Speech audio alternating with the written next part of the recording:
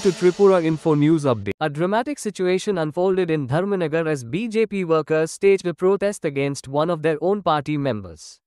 The protest was sparked by an alleged attack on BJP worker Amit Chakrabarti. Demonstrators demanded the arrest of a hotel owner in connection with the incident. Tensions escalated as one of the protesters openly expressed anger against the police, accusing them of inaction. Notably, the same hotel had been vandalized in broad daylight a few days ago.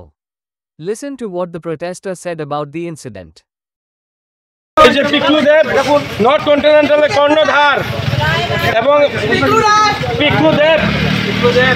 এইদিকে অমিত চক্রবর্তী যাচ্ছে, তখন hotel থেকে বেরোয় একটা রামদা দিয়ে অমিত চক্রবর্তীর পিঠে আঘাত করে এবং হোটেলের কিছু মানুষ আটকানোর চেষ্টা করলে হোটেলের কিছু মানুষের হাতও কেটে যায় এবং একজনের মাথা ফেটেছে। ওনাকে অ্যারেস্ট করতে হবে, নইলে তো আমরা রাস্তা আন্দোলন ছাড়ছি না। আমাদের আরো মেলুক আসছে, আমাদের বিজেপির আরো মেলুক আসছে, এই হোটেলকে ধূলিসাৎ করে ছাড়বো এবং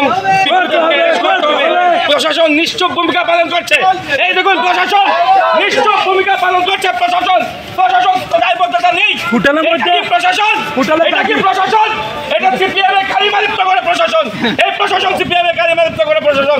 এই প্রশাসন সিপিএম এর দ্বারা চলে। এই প্রশাসন সিপিএম এর অঙ্গুলি এনে চলে।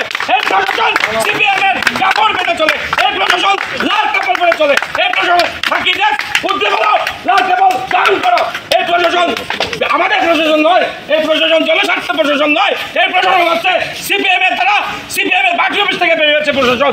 এই প্রশাসন যদি আমাদের অমিত চক্রবর্তী এবং কার্যকর্তা সৎ বিচার না পায়, ছাড়ছি না, ছাড়বো না। এবং এবং ড্রাগস এবং অবৈধ মহিলা এই হোটেলে প্রবেশ করে আছেন, এখনো আছে,